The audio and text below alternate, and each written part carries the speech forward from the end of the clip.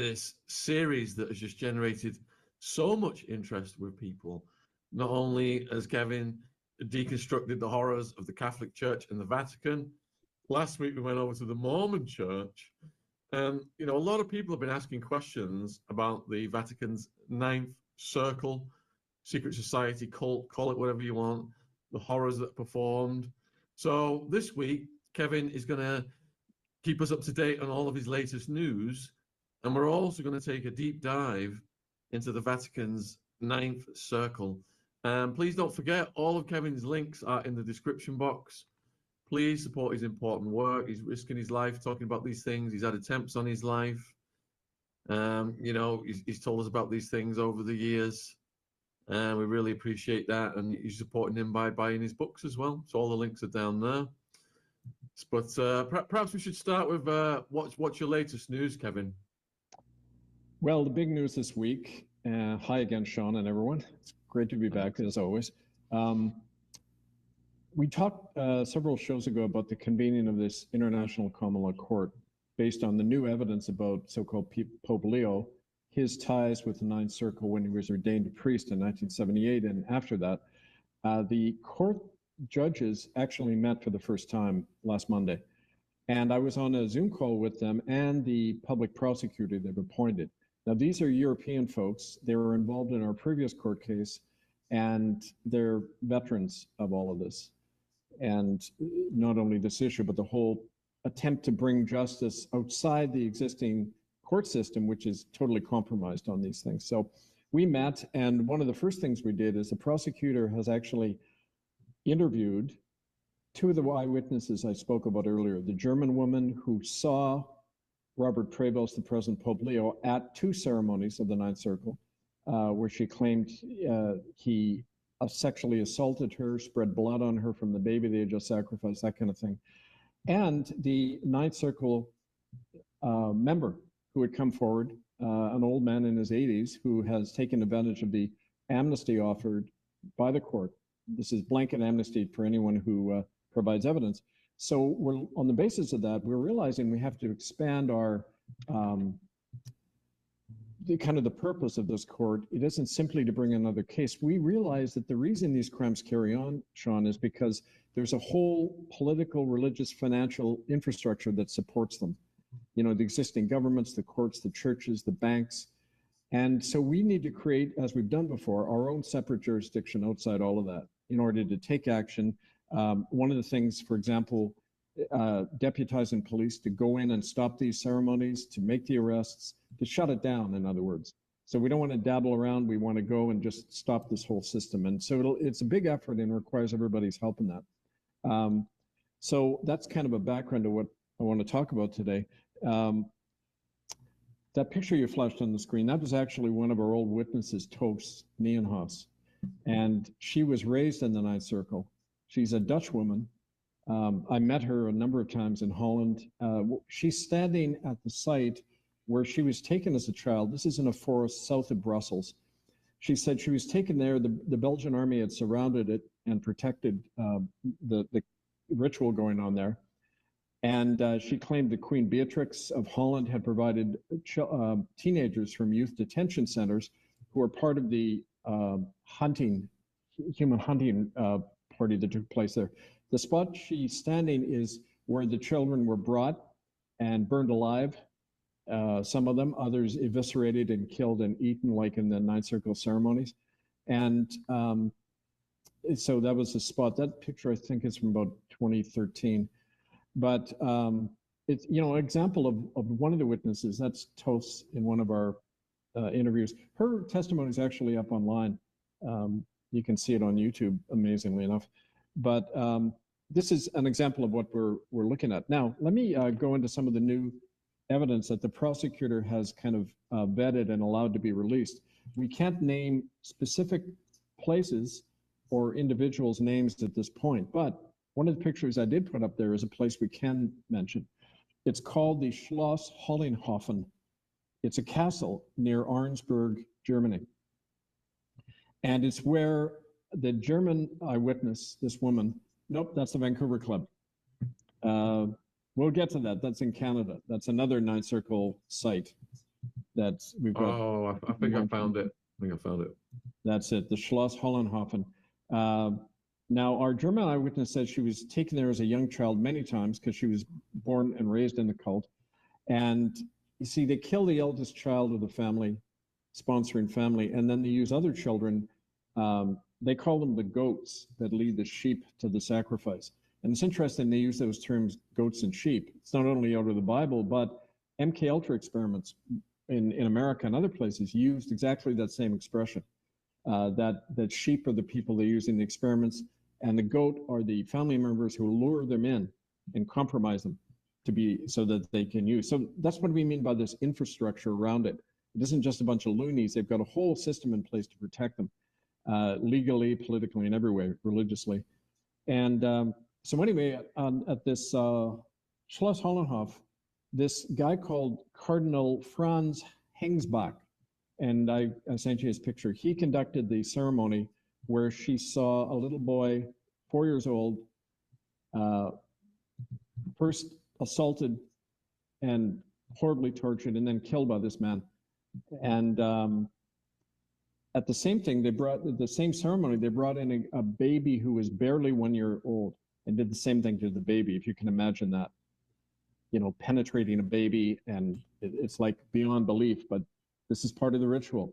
The higher you go up in the Ninth Circle cult, the more grisly the experiment, the ritual is, and the more they test people. So if you're in the higher echelons, kind of like a 33rd degree Mason, if you're in the higher echelons in the Ninth Circle, like this guy, you're all standing there naked, covered in the blood of your victim. They go into the ceremony, and if you're not willing to rape and torture and violate these little newborn babies, you're instantly killed yourself. Your throat is cut and your blood is used. And our German eyewitness described that happening, including at the ceremony in 1978, where the present Pope was inducted into the Ninth Circle cult with John Paul II, Karol Wojtyła. And so this individual is one of the, unfortunately, he died in 1991, this cardinal. But before they die, they have this ritual whereby they believe their soul can be passed on to the next person in line in the Ninth Circle cult. And they did this ceremony, and we can't release the name of the person he passed it on to, but it's another high Roman cleric, also from Germany. And so another thing this witness said is there was a doctor working closely with the church nearby, and he had beneath his house, there was a basement area, and it was kind of like a gymnasium, but when you go in there, there's a secret door, and in the wall, an extended wall, was a whole area where they kept the children in cages. And also they did these things, they're like bloodletting ceremonies, but also they had all these nuns taking blood from children before they were killed. And you know, they talk about blood samples, DNA samples all the time in developing ethnically targeted bioweapons, things like that. You know, the military's done that all over the world. And so this is what I mean about it has a military application too. They were experimenting on these children, not just using them in these arcane ceremonies. So that's some of what the prosecutor has come up already in just less than 1 week. And we've had indications that there are more people, including in Interpol, and like I mentioned before, the Italian government, who have their own files on the Ninth Circle, but they've been ready or kind of waiting for the right environment in which to release these things. So let's go over this Ninth Circle a bit more slowly then, Kevin. Yeah. When was it first introduced, the Ninth Circle? Vatican records describe it being formed in the time of the Jesuits in the 1500s. And the Jesuits using it as a political device to control popes, cardinals, and kings and politicians all over Europe. And so don't forget, you know, the Jesuits were formed to kill Queen Elizabeth I. That was their first kind of act, because she was the only Protestant monarch opposing Rome. And the Spanish, you know, about the Spanish Armada trying to invade England, that Jesuits were formed right at that time as a secret army. And this is one of the weapons of the secret army, right? They also based it on very old Roman rituals, which we've talked about. And that's, that energy center in Rome, and the Jesuit headquarters right down the road from St. Peter's Square. It's literally on the same street, the San Lorenzo Church. That was where the first Ninth Circle ceremonies were actually held. And that's from Vatican records. Also, other references over the centuries, eyewitnesses describing that. And it's sprouted all over the world now. It goes by different names. Like, as I'll talk about in a while, that picture of the Vancouver Club. In Canada, it's called the 12 Mile Club. And that's because they operate, when we shone a light on the Vancouver Club back in the 90s, they moved their practices offshore onto yachts, and then they go outside the 12-mile territorial limit, dump the bodies. Yeah, that's the spot. Now, I've actually, recently, we've been talking to city workers in Vancouver, because this building, right downtown Vancouver on the waterfront, it's perched above the vast kind of tunnel network that exists under Vancouver. Dating from about the 1880s, when the city was first founded, the early bootleggers used these tunnels to bring in the booze. But then later, the government and the churches and that took it over, because all of the major churches run right along that axis, along what's called Burrard Street. It's like an energy line. And all these, churches would begin to protest that. No wonder the police began to get very paranoid and started making arrests when this happened, when other people began protesting, because it's right at the center of kind of demonic activity in Vancouver.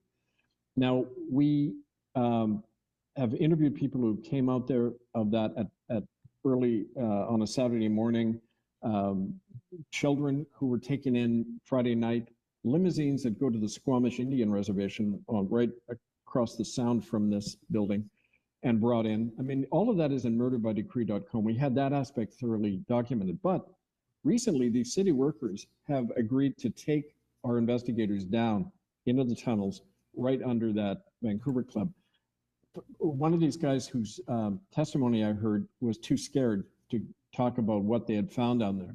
But, based on past experiences in these tunnels, it'll be undoubtedly linked to these sacrificial rituals and the kind of thing that the other witnesses have described in Europe. So you said then that they lifted the term from Dante's Inferno, and just to expand on that, it says here, the ninth circle of hell, the deepest and most horrifying, is a frozen wasteland reserved for traitors. The circle is divided into 4 subcircles, each with a specific type of betrayal. Those who dwell here are frozen in a lake of ice, with the depth of their immersion determining the severity of their punishment. So whose idea was it then? Do you know who originated with? Well, Dante Alighieri, the Italian poet who wrote that in the 14th century, it was interesting. He was actually a confidant of various popes. He was an insider in the Vatican, so he knew what he was talking about. And ironically, in some of the censored writing, which is, he wrote it as a poem in order to conceal as well. So he wasn't killed, but he's referring to Vatican practices. And the most heinous sin is to betray the trust of a child, to betray innocence, either within ourselves or in the world. That's what Satan likes the best. In terms of grabbing souls, if you like, the essence of a human being is their innocence, their godlike relation with children and each other. And if you betray that and sacrifice that, you get ultimate satanic power. That's the belief. So it comes from that, but it's even deeper, because it has to do with things that people have alluded to, but there hasn't been a lot of hard evidence on, but having to do with energy captivation, definitely subterranean portals that open up, and energetic portals. One of the Ninth Circle practices in Arizona is near, the Vatican Observatory they have there. Yep.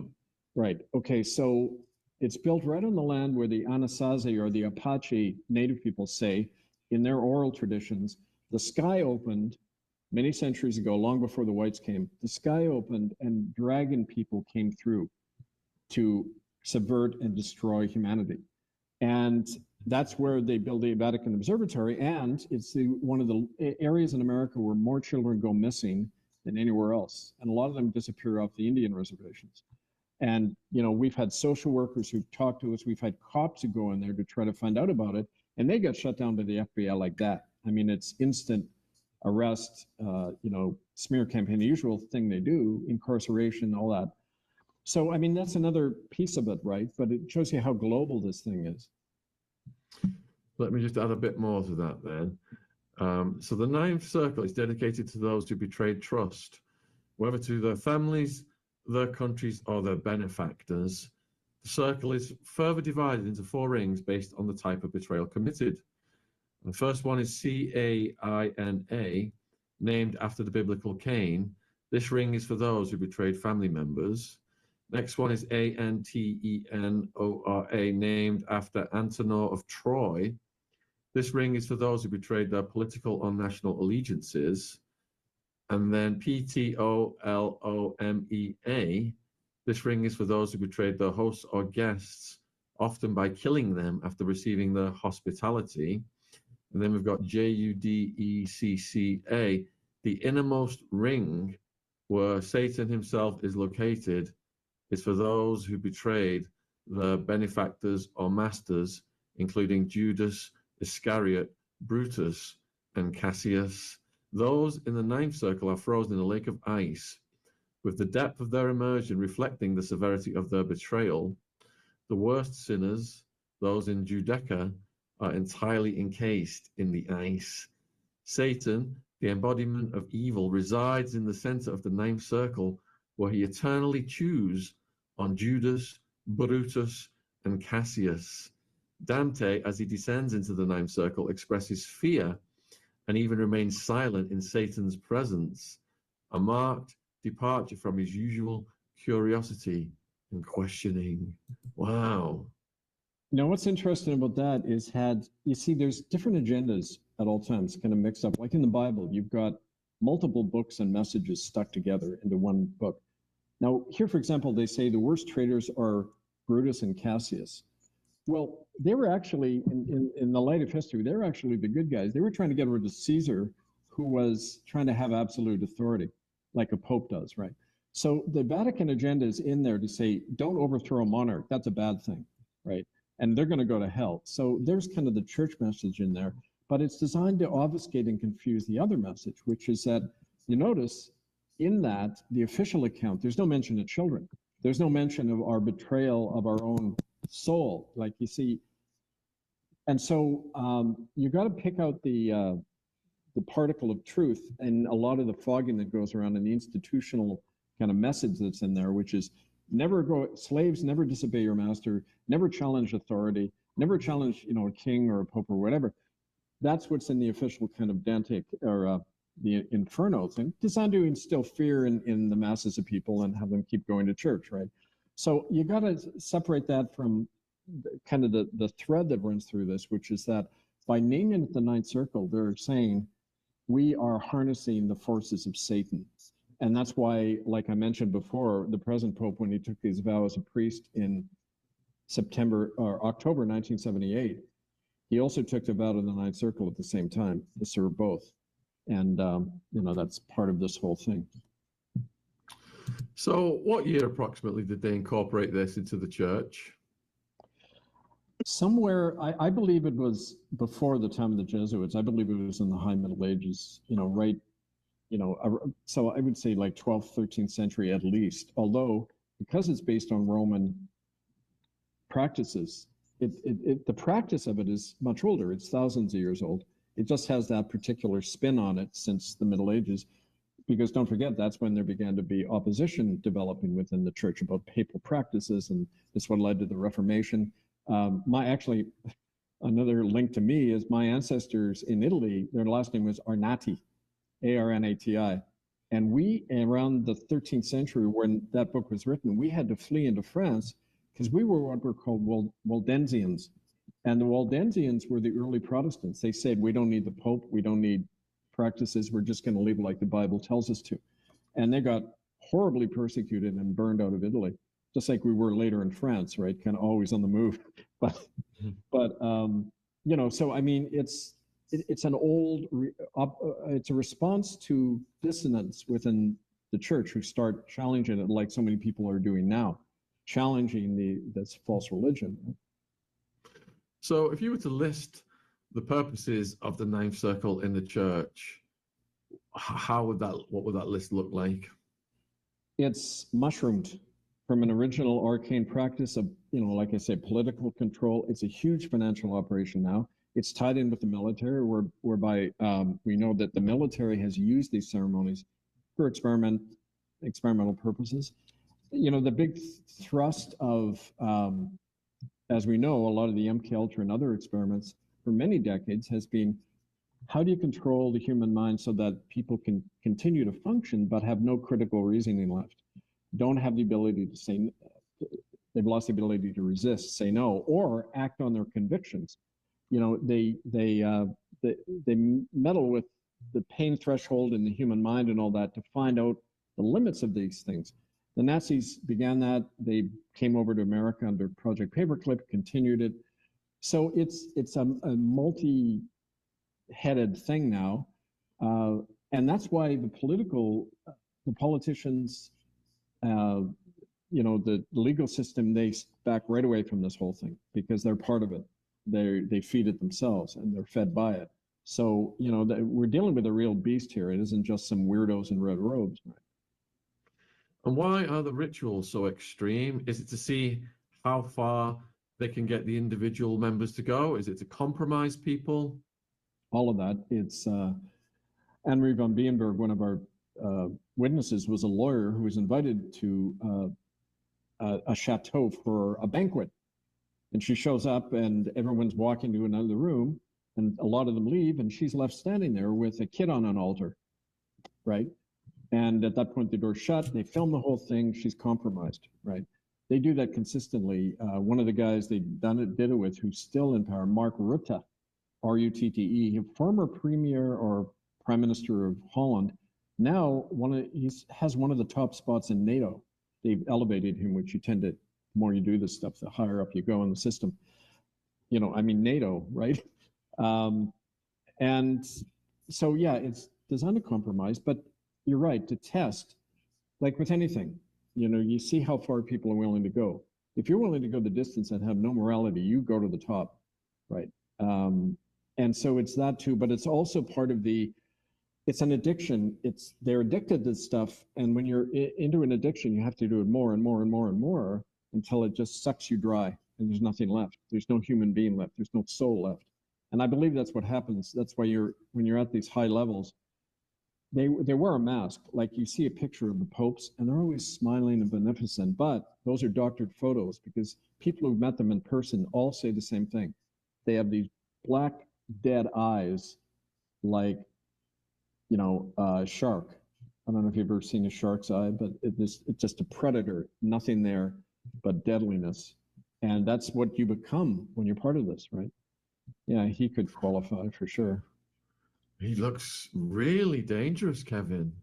Well, yeah, when you read more of these testimonies, you'll see what a monster the guy is, and it was, but his successor, you know, is doing exactly the same stuff as we speak. And that's why we're determined to shut down these things and not simply, you know, research and expose it. Right?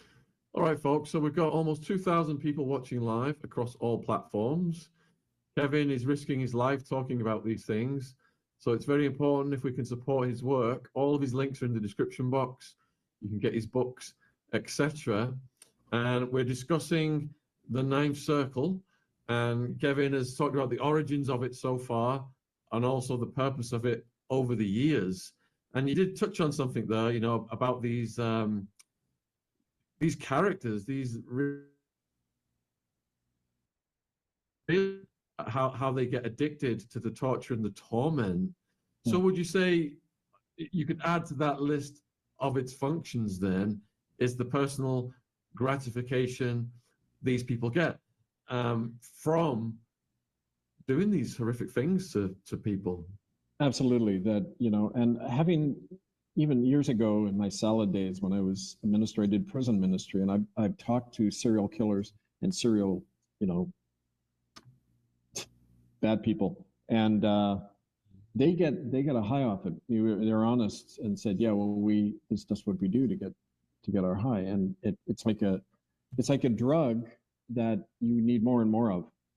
And so, yeah, there's that whole, it's like anything these wealthy people do. It's always, and it isn't just the church. These things happen in all sorts of communities. I remember when I first started my work in Vancouver, there was a fairly famous media commentator. His name was Jack Webster. He was known all over BC, like in the mainstream media. And when I started investigating this stuff, he called me down and we went out to dinner together, and he said, I've known about the Vancouver Club and what those people do there for many, many years. Everybody knows. It's totally protected. You'll never uncover it. You'll never get these guys before justice, even into a court. He said they pass children around like a good bottle of wine. That's how they view it. They have no conscience. And it isn't just them. It's all their rich friends. They all do it. And you get anywhere close to that and you're dead. And he listed a bunch of reporters and cops who had tried to, right? And so he said, I wish you luck, son. That was kind of his, he died the next year, but I mean, that's right from somebody right in the system, right? He was a confidant of all those guys. So I mean, that's how it operates, right? So you mentioned people being compromised outside of the Vatican then. And if you look at the leaders of Europe right now, it's an absolute freak show, from Keir Starmer here to Macron, etc. So are you saying then that even though this ritual is in-house at the Vatican, outsiders are brought into it, perhaps at the head of politics and in power positions? Is that how it works? Well, absolutely. As a matter of fact, Tos, whose picture you saw there, Tos Nienhuis, said one of the first places she was taken as a child was Carnarvon Castle in Wales, where Philip and Charles were present and at these ceremonies. And, an example of the political power of this, when Tos and me and other people in Europe took this to the European Parliament, there was a member of the European Parliament who took this on. He lasted about a month, and then they threw him out, even though he had parliamentary immunity. He went to jail for 6 months. They went after his house and his family, just for raising the fact it was in relation to that Marc Dutroux case. If you remember Marc Dutroux in Belgium, who was caught with like literal body parts in his house. And in the original court statement he made, the police statement that was then edited out, he made reference to the Dutch royal family members who were with him. And that got edited out and everything. So Laurent Louis, this was the name of the European Parliament member. He got up in the European Parliament and named Mark Rutte as a member of this cult and said, we want to reopen the Marc Dutroux case. Next thing he knows, bang, he's gone. We couldn't find him for a while because he was in prison. There goes parliamentary immunity when you mention the Ninth Circle, right? So this shows you the network all through the political system, right? Yeah, let me just add a little bit to that then. Let me just get our friend off the screen there. So Marc Dutroux, we have covered a bit of this before, was a convicted serial R-word and doing these things to kids as well. Convicted of abduction and R-word of 5 young girls in '89.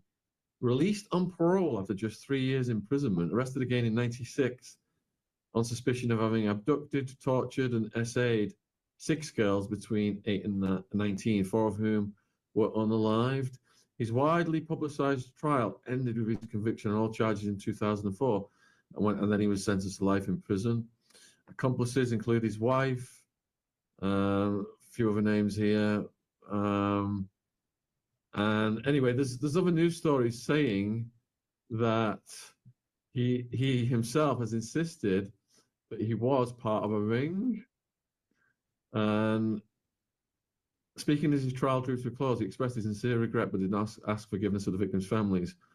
Flanked by armed guards and standing behind a bulletproof grass screen, he told the crowded course, "I am not a murderer." And so, is he the fall guy then for this ring? Yeah, I mean, it's like whenever you catch one person, they're the scapegoat, and they have to play along, and they're granted things if they do. But here's again, like what I mentioned right at the beginning of the show, you run into the the political fact that in the existing system, it's a rigged game. You cannot get justice. You cannot save children in it, And that's why, we emphasize so much the common law courts, setting up sovereign republics like we did in Canada. There's a movement in England to do the same thing. As a matter of fact, when I come in Europe, to Europe in September to help the court, I'm going to be coming to England. I'm even writing a letter to King Charles, inviting him to tea and saying, look, let's talk about how you need to abdicate. You need to step down because the crown is a convicted criminal institution. We need a republic, just like you used to have in England in 1649, right?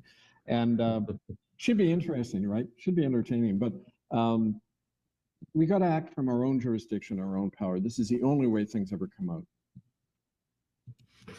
Okay, so we've touched on the origins of it and the purposes of the ninth circle. So how did it evolve over the centuries in the church? Well, that's hard to piece together, although it'll be easier recently. As I mentioned, we have, and there's more confirmation now that we're going to get this log. It's an actual journal written in Latin, held in the secret archives of the Vatican. Apparently somebody has accessed it and has copies of it, and they're getting it to our prosecutor. This is a record going back to 1870 of all the participants in the Ninth Circle. Now, only in the Vatican, that doesn't cover all of Europe, but at least it's got it apparently has Robert Prevost, Pope Leo's name in it, confirming what the eyewitness said, seeing him at those rituals. And now we're always wary of fabricated stuff that's going to then prove to be wrong, and then it delegitimates us and makes us look like we're making it all up. I mean, that's a standard practice to do. So, but we never publish anything unless A, it's confirmed by at least 3 other sources who don't know each other, and also B, a separate archival confirmation, because this stuff exists. And it's like we found in Canada, we had the eyewitness testimonies of, mass murder in these Indian death camps run by the churches. We had documentation confirming the eyewitness testimony, showing the 50% death rate in these places. And we had forensic evidence from digs we had done, like at the Mohawk Church of England school. All confirmed. That's all you need in a court of law to convict, right? And so when people say we're making stuff up, say, okay, let's see the evidence that we're making it up. Let's see your counter evidence. And none of the naysayers ever provide that evidence. They just name call, which is what you do when you don't have evidence. You just attack the witnesses. So we're on fairly solid ground, especially since we've got a bite from people within Interpol who know all about this stuff. I mean, don't forget, Interpol goes back a long ways, and they've come across this stuff all the time. They're not allowed politically to intervene, but they have the evidence, they have the information. And apparently from the prosecutor, they're beginning to access more of this.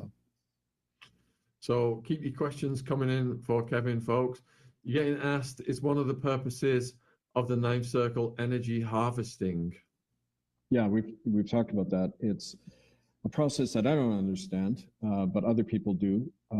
We have kind of psychic investigators working with us too, people who've taken us right to grave sites. And they say it's multidimensional energy harvesting, right? And Rome is kind of a center of that energetically, but it happens all over the planet depending on where the energy lines are and everything. And yeah, so that'll be part of the evidence too, that discussion. And the location of these rituals, is it on ley lines, someone asked? Sometimes, but not always. Like like for example, where Queen Elizabeth and Philip abducted those 10 children, native children at the Kamloops school, and they were never seen again. You trace the latitude of Dead Man's Creek where they vanished, and it goes exactly through the Isle of Wight. And you all know about the Isle of Wight. I mean, it's a kind of a demonic center. So yeah, those, and near just south of Stonehenge as well, and Glastonbury. So I mean, yeah, there are those definite lines, but there's also other places. These Ninth Circle people are just human as well. They have protection, but they screw up sometimes. And there have been occasions like when we broke up that ceremony in Montreal, it was happening beneath Reine de Mont Cathedral in Montreal, Marie Reine de Mont. And yeah, these guys then take off to a place in the country, in the Quebec country. They were later tracked down and found that they'd gone to a safe house where they also tried to do these things. So enough pressure is brought to bear, and these people break, even with all the protection in the world. And so that's why we keep emphasizing now it's time for action. We've got a lot of evidence, a lot of information. Now, how do we stop them? That's the question before the court, right? So has there been infighting in the Ninth Circle, and does it have like a set leader? There was a big infighting going on between Ratzinger and Bergoglio. Okay, so Pope, keep forgetting the guy's name. What was Benedict, Pope Benedict and Pope Francis? As a matter of fact, one of the reasons that Pope Benedict Ratzinger stepped down after we brought out this evidence is do you remember I mentioned how the Spanish government had looked at our evidence, wrote to Ratzinger and said, you may face arrest if you come to Spain. Then he resigns, February 2013. One of the people who did that was a guy, he was the Spanish ambassador to the Vatican, Eduardo de Berruga, his name was. He was a close confidant of guess who? Jorge Bergoglio, who then became Pope Francis. So the Francis faction, and I'll talk about that, who they are, they exploited what we were doing in order to ease out, kind of bounce out Ratzinger to allow Francis to look like this wonderful saint who's replaced the bad emperor, right? And yeah, I mean, he even looked like the evil emperor, right? So now you bring in smiley-faced Frank, named after Francis of Assisi, you know. The contrast reassures everybody that, oh, good, the church is back in good hands now, as if the Pope has any power, right? You know, so that's part of the game that's played, and it definitely was a factor in getting Ratzinger out, you know. Their enemy of their enemy was their friend, kind of thing, you know. But there you go, Smiley Frank, right? And you'll notice the guy who's in now, Bob Prevost, he's also a smiley guy. You know, you got to keep up the image because more and more of this dirt is coming out. So you got to keep people's head in the bubble that, you know, depending on how one guy smiles determines the health of the church. So anyway, the Francis faction, this guy, was not the old Italian guard. Like Ratzinger was kind of the old European mob. And he's with China, or was with the China faction. As we've talked about, their money is going east. That's why Biden and other US presidents go over and yeah, there he is, another Frank number 2 there. And so it's part of the political shift. The new faction in the church that this guy also represents is the pro-China lobby, and they're going into the BRICS alliance and all that. So it comes down to that money issue as well. Yeah, I mean, look at the contrast, viewers, in these smiley guys. We've got smiley guy 1, smiley guy 2, versus the dead eyes of these guys. Right. It's a whole different front, isn't it, for PR purposes? Yeah, and don't forget those pictures you're looking at of the smiley guys are doctored, so you don't see their eyes, you know. And we've even talked to media people those are not his eyes. You know, we've talked to media people in Italy who do this, who are hired not only by the church, but corporations, you know, governments. When you got some real bastard, you've got to make them look good, right? So it's AI technology kind of appealing to what people want to see. You know, some nice guy at the helm, so we'll all be taken care of while they, you know, do all these heinous crimes off at the side, right? They probably have the same people come in who do, you know, with the female models in the photos, they dilate their eyes, oh, yeah, so they look more seductive, etc. But you're saying they do the same thing with the pictures of the popes? Absolutely. Why wouldn't they? It's the richest corporation on the planet. Why wouldn't they be doing it even more for these guys? And because they have even a lot more. They've got 2,000 years of crime to cover up. So they're going to be the prime recipient of these efforts, right? But I know, you know, from personal experience, I've met some of these people. When we did the church occupations, I've looked into the eyes of these priests and archbishops and the church people who got rid of me. Same deadness, same lack of empathy, you know, and it just reminds me how demonic this thing is and how universal it is we're dealing with. The best cover for evil is a church, right? Of course, yeah. So over the years then, has the Ninth Circle stuck to the same rituals or has it evolved? It's a good question. It's something I can't answer, but the eyewitnesses will be able to, because some of them have been in, like this German woman, until relatively recently. Like the people you need to get to are the members of the children, like Toos, who were not killed, who were the witnesses, but they are very loath to come forward naturally, because if there aren't other people willing to come forward, and if they're not protected in a major way, where is it going to get them? Like Toos is living in hiding now, and she had to after our interviews, right? There were a number of attacks that happened in that and threats, but they know very well what's going to happen to them if they reveal too much. And so that's kind of an impediment. That's why we need other people in the infrastructure to come forward, like that guy, the Ninth Circle guy who's given his secret testimony, the government people and others. And you only get that when you threaten their money and their public image, like we did in Canada. So we got to ramp up the action on this, and that way they'll start breaking ranks. If we do all the interviews in the world, that's not going to threaten them.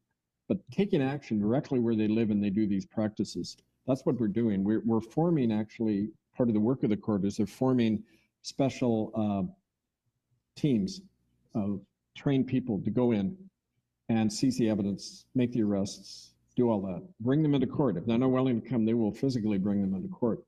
And we figure, you know, if they want to get their goons and have a punch up and have a confrontation, all the better. We'll film it, embarrass them even more, put the police on the spot saying, why aren't you investigating these things? We've done that in Canada. We confront the RCMP directly.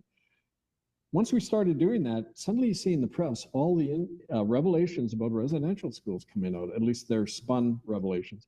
And so it always has an effect when you take direct action. And it's fun as well. Let me tell you, it's great seeing them shit themselves when you're showing up in their churches. So Susan wants to know, are all Catholic bishops part of the Ninth Circle rituals? They're not participants necessarily, but they're all supporters of it. They know about it, they cover it up, they go after people who talk about it, and they support it in every way. They have to. It's part of the, like I say, it's part of your vow to support the church institution, and part of the church institution is the Ninth Circle. So yeah, they all know, even if they, you know, I know Catholic priests who've left after, you know, being exposed to this work and everything. And we've talked a lot, you know, as a former minister, I talk to them and they say, yeah, any church is a culture of fear and silence. You're not to talk about this stuff, right? And, you know, if your local clergy person is buggering some kid somewhere, you're not, you know, the church will deal with it, right? I mean, there's the whole policy in the Catholic Church to do that. No one is to tell the cops, you know. It's embedded, that criminal conspiracy to protect these criminals is embedded right in church policy and practice. So of course they're all going to know, you know, and if they talk about it, they're out, like I was, right? And because people have talked about it, Kevin, has the Vatican took measures to camouflage the Ninth Circle more, or is it so buried in the heart of the Vatican that they're insulated from ever being detected? Well, it's known now. It's widely known. As a matter of fact, one of the people in Italy working with us said a lot of Italians know about the Ninth Circle, you know.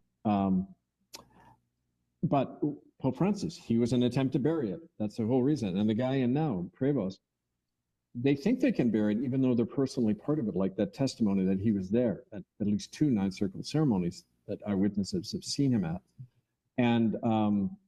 And so they have that hubris, right? That the Greeks said the inevitable result of being in power is hubris, this arrogance and self-confidence that you're God and nothing can ever touch you. Well, that always works in our favor all the time. And let's hope they keep acting that way, because they shoot themselves in the foot all that time and they don't see us coming. They're overconfident. And, you know, so, I mean, that's part of the climate, right? So are there any popes that have ever gone against the Ninth Circle or tried to stop it? You know, people theorize that John Paul I, who was poisoned after 28 days in office, was going to, but that's just surmising. He never mentioned the Ninth Circle. He had to be part of it in order to become Pope in the first place. He's on, like we talked about, what we've learned from the Vatican logs, there's a red list of accepted candidates like this Prevost on the right, who that very month that he was shaking hands with John Paul II was part of that Ninth Circle ritual. Okay, so he was on a red list. He could become a future Pope.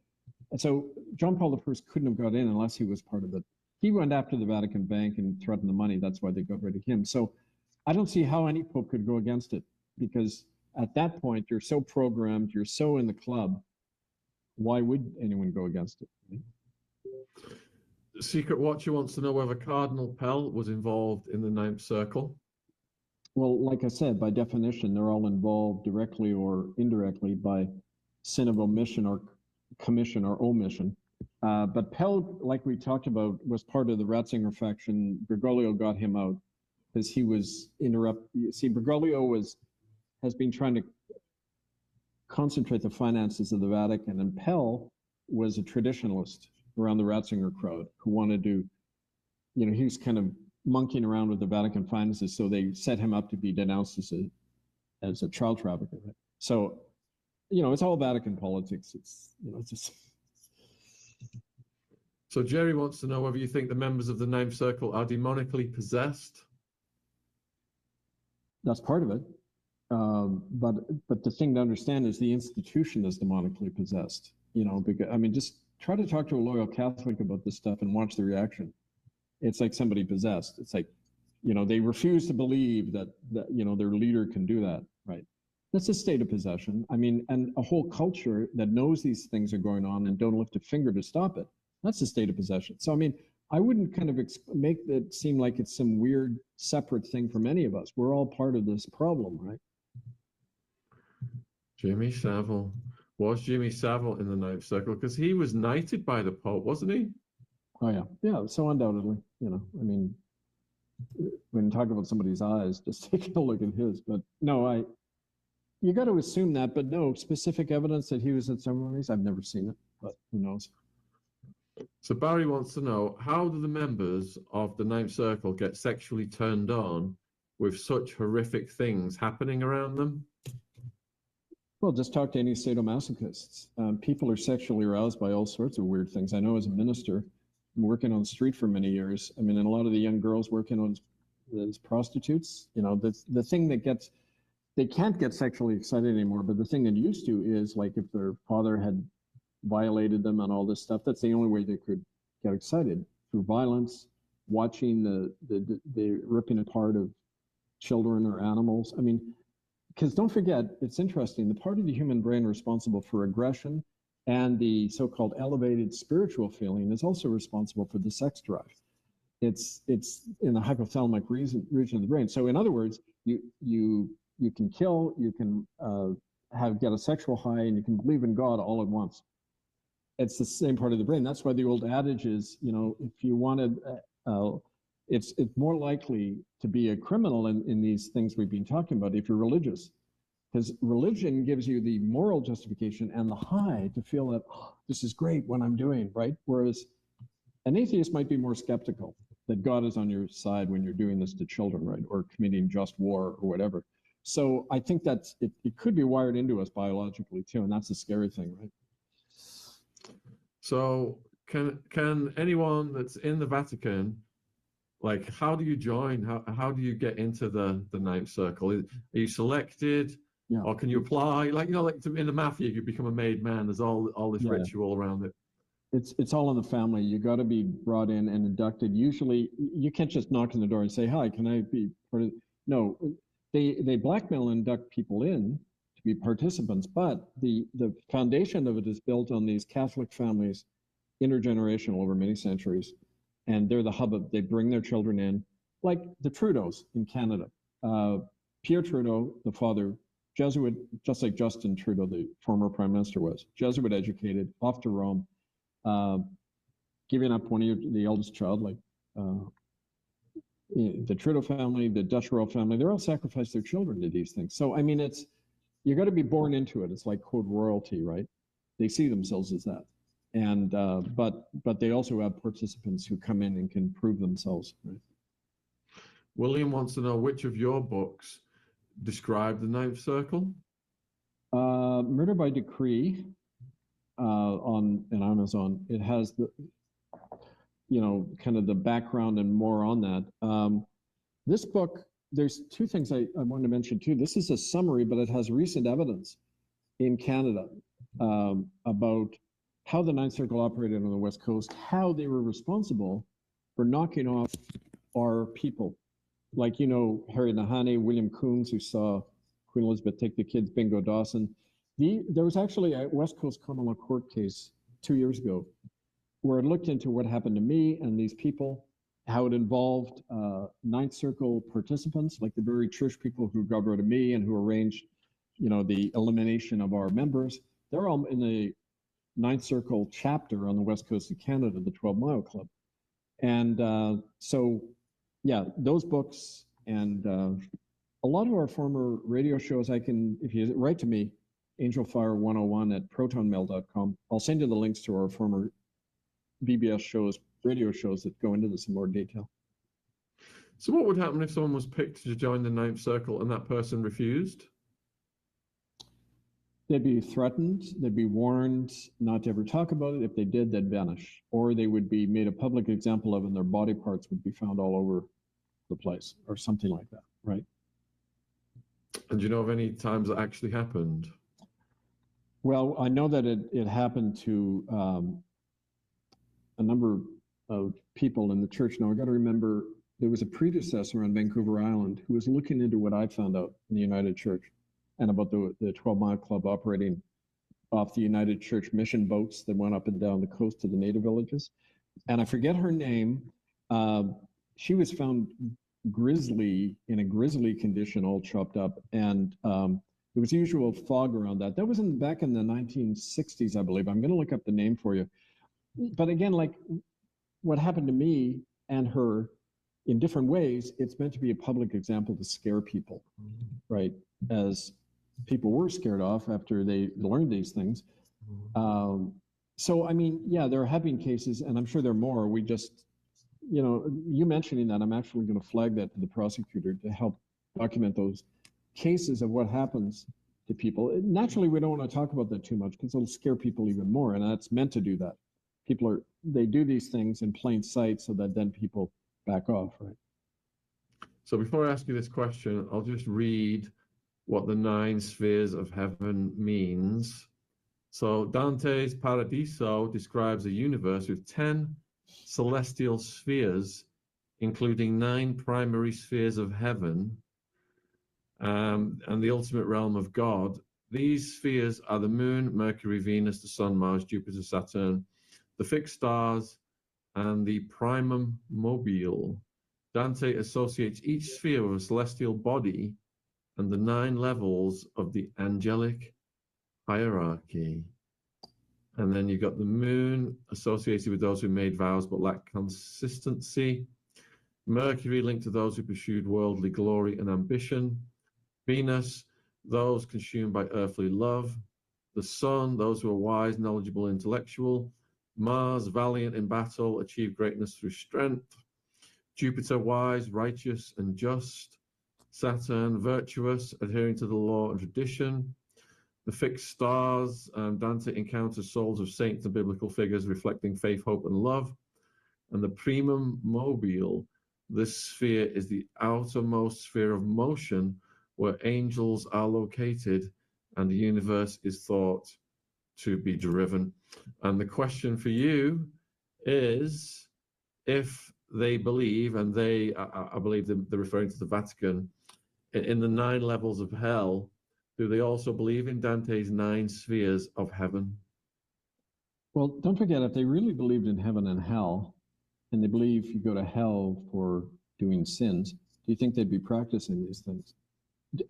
What they say they believe in, it's like people go to church. Oh, yeah, I believe in all this stuff. But then look at what they do in a week, during the week. They don't practice it. It's just for Sundays, right? This is the official rationale you need to justify what you're doing. That's their mindset. In truth, there are not hierarchies. I mean, if take Jesus' own words, for example, if he believed in a spiritual hierarchy, would he have said the kingdom of heaven is within you, within all of you? He would have said, no, go to the church and get absolution like the church created after, right?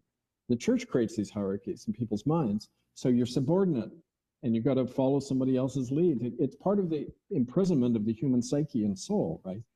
But the reality is, Native people tell us all the time, the few that are left around who are traditionally indigenous, they say, no, there's this oneness in the universe, and we're part of that oneness. And kind of like Jesus's own teachings and many other faith teachings, that say that hierarchy is a human invention, just like fear and all these things. So I don't, in a way, Dante, who knows why Dante wrote that? Maybe it was a propaganda piece from the Vatican, like who knows? But I wouldn't put ultimate stock in it, right? I would use our own common sense, our own love, our own humanity to get at the heart of these things. Right? So next question from a viewer is it the case, the bigger the sins against God you commit, the higher Satan promotes you? Well, yeah, I mean, I guess that's one way of describing it. But I mean, I know that when you do something wrong and you know it's wrong, you're diminished. And there's actually, they use that word in the Bible, actually, where they're describing God forgives the sins of the people of Israel, but he's diminished by it. There's a word nepish in Hebrew, which means God's own, this is wild, God's own substance is diminished because of the sins of his people. Okay, so that's very accurate what happens. When we do the wrong thing, we become less. And we become less and less, and we expect everyone around us to become less and less. And that's why they hate people who coexist with this institutionalized evil we're all in. They hate truth tellers. They hate people shining a light on that because they're revealing their own diminishing. And you diminish enough and you're not there anymore. Something else is taking you over. And that's the real evil. That's when we're able to do these horrible things to children and to each other and to lie about it, and the lie piles on the lie. But we've got to be brave in the face of that and say, no, we are holding on to humanity, and any one of us can do that and should do that, right? So we're almost an hour in doing a deep dive on the Ninth Circle, and this is probably one of the most fascinating episodes that we've ever done. I'm certainly fascinated, and I hope you viewers are as well. Tons of questions coming in. Please keep the questions coming in, folks, but also please support Kevin. His links, his work, his books, all the links are in the description. We've got almost 2,500 watching right now across all of the platforms. So please keep your questions coming in. And Kenneth wants to know, how influential is Opus Dei in Catholic Church circles? Well, they have been traditionally. I don't know how much they are now, because don't forget, Francis and now this guy, Prevost, are liquidating the finances and the independence of all these different cults within the church. And Opus Dei, the work of God, it means, has traditionally been associated with military dictatorships, arms dealing all over the world. But, it's part of the facelifting the Vatican's doing. China doesn't want the finances interrupted. So the Vatican's got to do anything they need to do to make sure they get the money and they look good. Protect your public image and money. That's their weak links. That's their Achilles heel that you always have to hit at.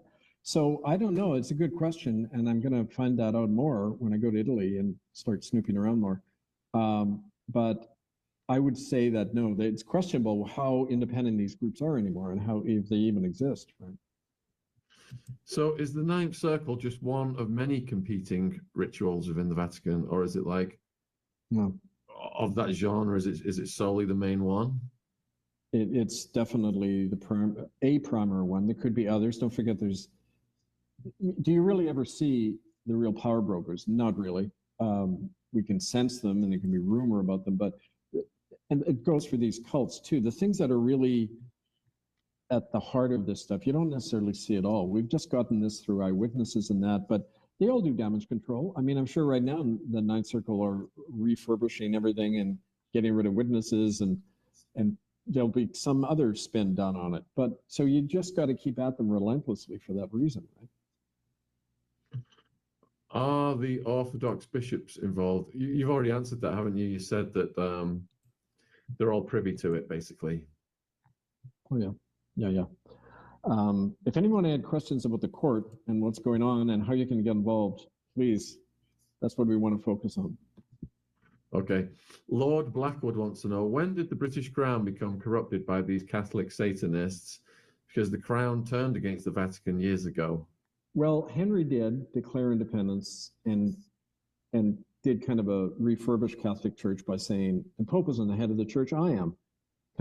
That's why Anglican rituals look so Catholic, because they're really variation on the same theme. But don't forget the Holyrood Agreement in 2010 between Ratzinger and Elizabeth Windsor negotiated the terms by which the Church of England would come back into the Church of Rome. And that's a fait accompli. I mean, they retain their appearance of separateness, but in a way, they've always been part of the same beast. And that was formalized in 2010, like I said, in Holyrood, Scotland. Were the three missing Beaumont siblings in Australia taken by the Ninth Circle? I don't know about them. I don't know that case. I don't know about that case either. Did Malachi Martin know, and was it one of the reasons he left the church? Could be, although I don't think he's ever made direct reference to it, which could be part of the deal. I mean, you know, you work out deals, if you're right in the beast and then you leave, you usually have to sign a confidentiality agreement, sometimes in blood, with the church, that you're never going to talk or you're going to end up in bits and pieces. So who knows? When is the International Court trial for the Vatican? It's opening formally on Monday, September 1st of this year. We're using the summer to compile the case. The subpoenas are going to go out to the President, Pope Leo, Robert Prevost, that week, along with his accomplices. And then we're going to be making as much of this public as we can, right? So it should be interesting. Okay, so how do Romanism religionists infiltrate born-again Christian congregation? Do they literally send agents? No, they send the money. You know, it's like churches are financial operations, and they don't operate unless they have tax-exempt status with the government. So they're an arm of the state, and they're also an arm of Vatican money. And we've been showing this all over the world through, I mentioned last time, the World Council of Churches, which is funded directly out of Rome. It's the federation of all the Protestant churches who have not accidentally dropped the traditional Protestant statement that the Roman pontiff is the Antichrist, synagogue of Satan, they used to refer to Rome. So they dropped the whole Antichrist thing, and they're all their buddies. It was part of the ecumenism agenda that came in Vatican II in 1962, which said we want to unite all the world religions. Yeah, under them, they've left that part out, under the control of the Vatican. And it was also interesting, it's a little known fact that at that same Vatican II, and not accidentally, that's when the policy of crimen, remember that all priests were supposed to cover up child abuse, that was extended to every Catholic in the world at that same gathering. So again, they're globalizing the crime, getting everybody under the control and making it mandatory for every Catholic in the world to not report these crimes against children to the police, or they get excommunicated, which means you go to hell for snitching on a criminal priest, right? God doesn't like snitches, you know. So a few people are asking the significance of the number 9. I wish I was a numerologist, and I don't know. You've got to ask somebody who has the knowledge. I don't want to pretend I have it, but we know that it keeps cropping up all the time. You know, those 10 children who were taken, I know that the number 10 is a symbol of completion and beginning again. So Tos has said this, that there are often 10 children at a ceremony, because you use it to kind of, if you're wanting the energy to begin something new again, that 10 comes in. But you should, I don't know, I'm sure you know people, Shaun, who could answer that question better. Yeah, Beverly Rhodes is in the chat. Well, she was. If you're still out there, Beverly, what is the significance of the number 9 in the 9th circle, please? If you've got any perspective on that, we would be fascinating to hear it.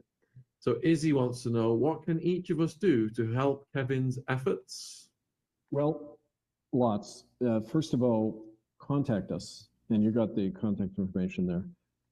You can start educating people. You can work with the court to do education, and even work as an investigator and others in your own community, because like I say, this stuff is everywhere. Join the campaign to actually take actions against these churches and the places we know these rituals are going on, and sponsor me to come and speak in your community. All of these things. The important thing is to get enough knowledge to know you can then act. Say to your neighbors, stop giving money to the Catholic Church. you're funding these criminals. It's against the law to do that, for one thing. So I'd say write to me and read our sites and books, especially these ones I just pointed out. These recent ones, which I don't think you know about. You can see them all online at murderbydecree.com. This one's called The Criminal Conspiracy to Silence Genocide Truthers in Canada. And this actually is the transcript of the court case we did in Vancouver, showing how the 12 Mile Club and those people arranged the wiping out of our movement. Nine, there we go. 9 of our members in Vancouver ended up dead from, their participation. So those are books to get as well. So Beverly, thank you. Beverly's responded 9 is the switched up of 6. So you got the 666's 6 number. Yeah. The 9 in the 9th circle provides a reference to the final circle of hell. All right, so next question is, what signs to look for in regards to cult members within your own community? It's like a police operative. You can't spot them. They're too well camouflaged. Usually look for a religious person. The odds are that if there's these things going on in your community, it's out of a church. And I don't mean by any, the Catholics have been doing it for the longest. They're the experts at it. They run a lot of it, but they're not the only ones. Literally, I could give you dozens of church names that have been said to me of people who have been harmed, right? So it's the best cover. And one way to do it is you provoke the beast. You get one of our leaflets and you go start handing them out of church of your choice about, these crimes against children. And depending on how they react, you're going to see whether they're guilty or not. I remember that was when we first started picketing the churches in downtown Vancouver. There was a native elder. She was watching these church people yelling at us and calling us names and that we're making it all up. And she said, of course they did it. Look at how they're reacting. Because if you didn't do it, you'd say, oh, really? Oh, yeah, I've heard about you, Kevin. But no, but they hate you. They hate you for doing these things. That's the mark of somebody with blood on their hands, right? Didn't you send me some videos or photos of you guys going into these churches and doing stuff? Oh, that's online at murderbydecree.com under ITCCS updates, all of our postings. I can send it to people, the link. It's so beautiful. It was the day that we all went in and occupied Holy Rosary Cathedral just before the government broke and started admitting these things because of these church occupations. It was like counting coup on the beast, right? And native people who were terrified to go near the church, we all went in there and we owned the place. And some of the priests even ran out the back, when in the course of us handing out flyers to the church members. It's so beautiful. I can't describe to you the feeling of joy and empowerment among all of these street people who didn't have anything to live for, and they're so miserable, and they came out of there in tears, and that's something to live and die for. I'm telling you, when you bring that kind of life to quote victims, one of the women said, I used to be a victim, now I'm a threat. I'm going to get these bastards. That's so great. So great to be part of that. So I would say to people, why deny yourself that experience? You need to do that. Take these actions, and we're all fed by this when you're striking a blow for the right thing, right? Viewers, put a 1 in the chat if next time Kevin comes on, you'd like us to show you some of the footage of him in action in these churches and get his commentary. Put a 2 in the chat if you'd rather not. So Ray J wants to know, is the Vatican just another business corporation with the best ever advertising capture of customers? The short answer is yes. I mean, if it was a religious body, why would it have 80% of the world's bank deposits channeled through it? I mean, it's, now let's see, who said you cannot serve God and money? I think that was Jesus, wasn't it? But they figure you can serve both, right? And so what does that tell you? That's the demonic lie right there. That's why my Protestant ancestors always called it this, and the Antichrist. It's opposite the Spirit of Christ. And so anyway, yeah, it is. Ray J sent a follow-up question. Thanks, Ray J. What happens with Christianity if the Vatican falls? The Vatican has nothing to do with Christianity. So when it falls, it'll be a real boost for the real Spirit of Christ and those people who are trying to live that kind of simple existence based on his teachings, and none of this paraphernalia of ritual and crime hidden behind robes, right? Ryan wants to know, where does the Vatican and Catholicism invest its donational proceeds? Well, some of it goes to lawyers who protect these guys who are harming kids. It's disgusting. There are corporate investments in the arms industry, in online porn companies, and big pharma, laundering money for the mob. We found that not even 5% of the church's income goes to charity. Right there, they should lose their tax-exempt status, because in every country, you only get tax-exempt status as a church if you put all of your income towards religious education or charitable works. Well, the Catholic Church has only a small percentage that they do. So how come they still have tax-exempt status? They're just flaunting the law, breaking the law, and governments go along with it. So, I mean, that's, by their works you will know them. Jesus also said that. How has Roman Catholicism played a part in globalism and open borders? What is their end goal? Okay, so it's the original corporation. It's had the corporatist agenda all along, especially in the last 100 years. Don't forget, the Vatican was set up by Mussolini. And this corporatist, some people call it fascism. It's kind of like super totalitarian state where big money and the state get together like that. And it's like what you're seeing in the world today, everywhere. Like what happened with COVID, and big pharma calling the shots. The corporatocracy, that corporatist model was set up by the Vatican. As a matter of fact, after Mussolini got in, Pope Pius XII, not so pious, the 12th, who recognized Hitler's regime, said, fascism is the social doctrine of the church made government. So that's what he's saying. The whole corporate system today is derived from Rome. That's why their money is going into the other big corporatist power, China. One guy at the top, the emperor system, the pope system, it's all that same hierarchy. And globalism is part of that. Pope Francis Bergoglio used to say all the time, he believed in the one world religion, the one world order. Everybody needs to line up and get their shots. You know, this is the progressive liberal pope speaking, right? You know, so yeah, they are at the heart of the New World Order. I mean, you could say it was their creation. Okay, next question is, how can we get access to the Vatican secret library? Is it possible? Suspicion that much of the truth is hidden in there.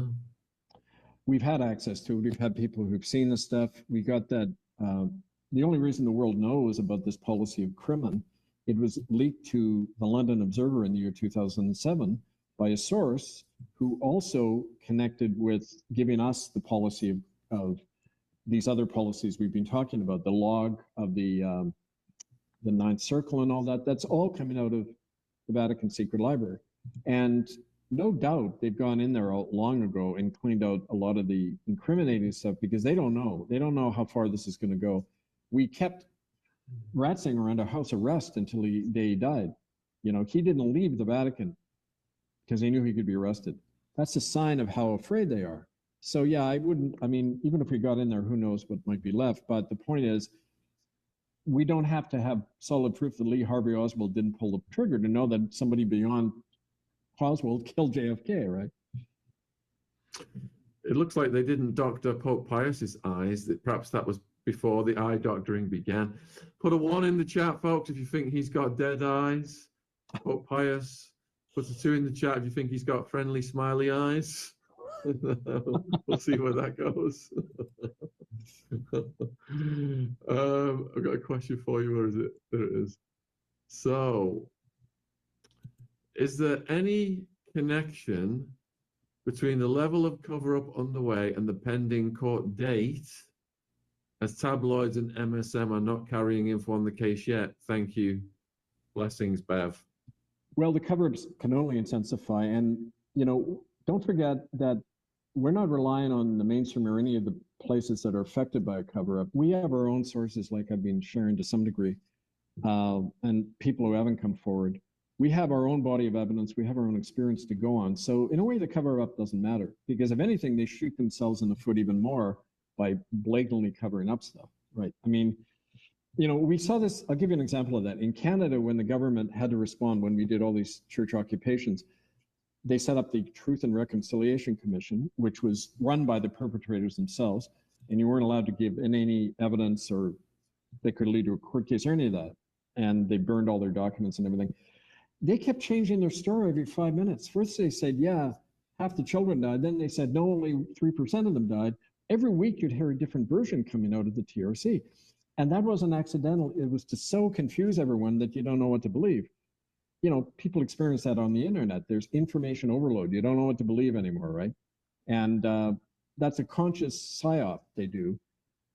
So we just stick to the hard facts and the evidence, the document showing half the children are dead after 1 year, irrefutable, that kind of thing, right?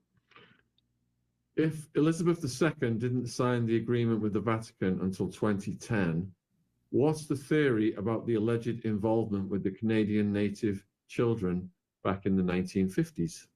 Well, the Crown sponsored these death camps they call residential schools. The Crown legitimated, legalized, and sponsored these places along with the churches, Catholic, Anglican, United Church. So they were co-conspirators, co-partners in the crime.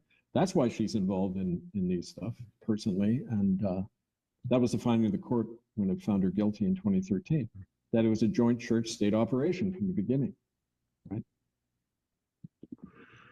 Okay, so Ray J again, is the Vatican the head of mafia operations?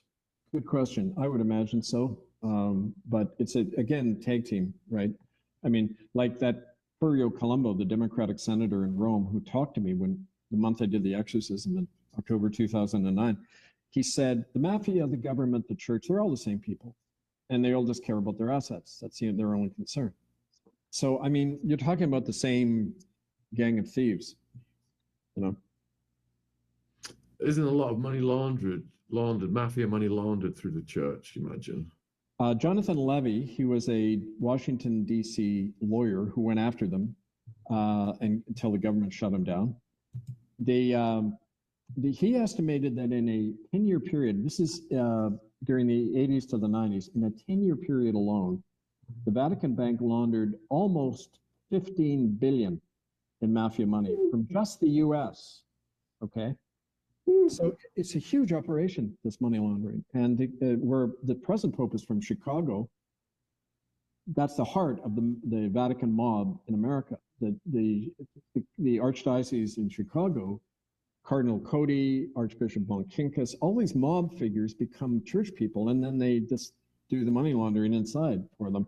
And interestingly, I think I mentioned this, Obama's first job, Barack Obama's first job was working for, guess who? As a social worker with the Archdiocese of the Catholic Church in Chicago, which is probably why he shut down the Attorney General when they were trying to third party the Pope to come in these child abuse trials in America. The Attorney General just prevented any of that. And of course, Republicans do the same thing. They all protect the Vatican, but that's another blatant example of that mob tie, right? Yeah, Obama's just a classic member of the club. What a absolute scam he pulled on the public. All right, so Anna, is the United Nations connected to the Vatican to promote a worldwide religion? That's right. That's why it very much is. And in fact, my voice fell out here. That's what we document in this book, which so many of you have thankfully bought. Get on Amazon. It shows how the Vatican basically forced their way into the UN. They're not a nation under international law. They're not a government. They don't qualify in any of the ways that allow a UN state to be created, but they were inviting themselves in, and they sit on all these UN committees, even though they're a convicted criminal body. They block human rights conventions. And that's why we directed this at members of the UN to say they've got to get out. So they're, again, part and parcel with the whole, these NGOs and the UN and all these corporatist institutions. So someone just asked about the Orthodox Church, and is the Russian Church, is it immune to the influences? No. There was the same. When I was in Croatia, I gave talks there, and that's where we found out about the Yasanovich concentration camp where more people died. It was the third biggest camp in Europe. And Pius XII, that pleasant guy whose picture you saw, authorized this camp to kill Serbs, Orthodox people, because they weren't Catholics. About 800,000 of them were killed by this Archbishop Ivan Saric, a Franciscan. After that, when I was over there, I got approached by a Serb who said he had been documenting similar crimes within the Orthodox Church. And, you know, I mean, the best way to keep somebody devout, a devout believer, is to terrorize them and know that children could be taken. No, when you go through these things at a young age, you never question authority. You don't even in your own mind imagine that this guy could be part of a murderous ring, right? You know, so I mean, that's the purpose of why child abuse is not a crime under the law. You know, like I said before, 6 months is all you get in Canada for raping a child, right? It's mandatory for violating a child. It's not a crime, you know. That's disgusting. And is it because it's so far removed from what people would believe that these people are capable of that enables them to get away with it? Yeah, that's part of the defenses they have, that people just don't want to believe it, so it becomes not true. But even if people were against it, what's the first reaction of somebody? I hear this every day from people. Well, what can I do? I'm just one person. You don't realize what power you have as one person. If you're a Catholic and you write, we have these forms where Catholics sign it and put it in the collection plate and say, I'm not donating to this church while you have this policy of crimen that protects, you know, child abusers. One person doing that creates shockwaves. Boom. Uh-oh, our money's being affected. You have tremendous power, but what's holding you back is your fear and your lack of confidence in yourself. Because since it's like an unused muscle, when have we ever been able to practice courage and self-reliance in our life? We're raised in dependency from day one. So that's part of the big struggle, is looking in the mirror and saying, I have to do this for the sake of children, right? And our future. Question from Izzy. Is all this depravity coming from a place of greed or fear, or what do you think, Kevin? Well, the depravity itself, I think people are capable of almost anything if they're raised a certain way and if they're influenced. You know, it's like that classic study that was done of concentration camp guards after World War II and officers within the SS and that. The psychiatrist, amazingly enough, found that less than 1% were actual psychotics. The rest were normal people, you know, but they're put in an evil situation and an evil hierarchy where you have to defer in the chain of command, and you're capable of doing anything. So once you're brought into these institutions, and, you know, I said when at these protests at the church and these sit-ins and that we did, when some of our people were physically assaulted by churchgoers who looked very nice, they had children, then they start slugging our native friends. I said, look, you know, it's a religion based on violence. There's Jesus pinned to the cross, and you're going to burn in hell. And there's this simmering guilt and anger about that they can focus and, you know, express on anybody who they see as their enemy. And so they're almost pre-adapted to be, you know, just warriors in any cause they want to be directed in. So I think that that's endemic in the religious culture, right?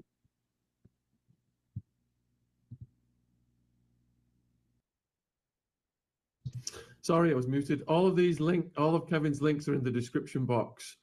If you're watching this on YouTube, so just click on the description box to get his links.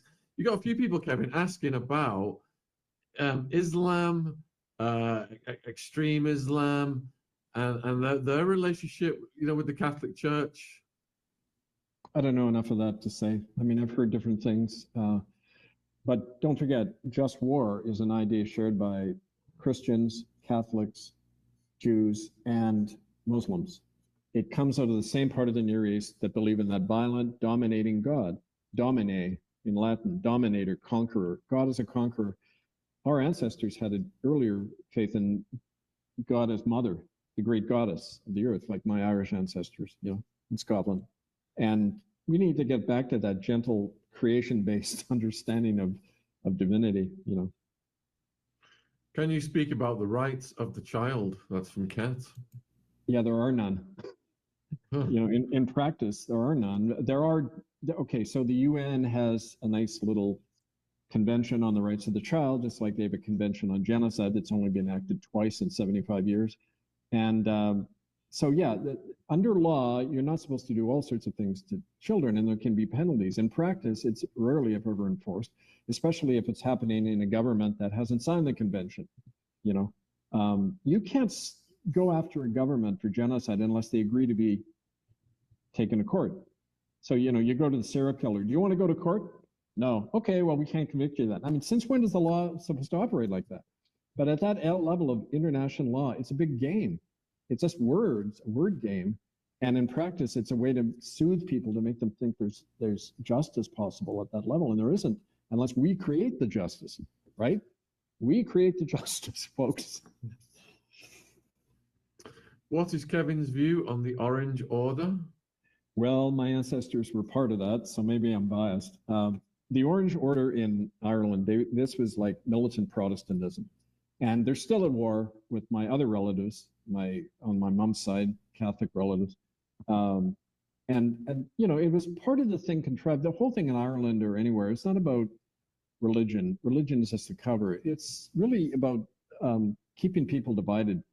And Britain was very good at that. As an empire, they did it all over the world. They're still doing it among Native people in Canada.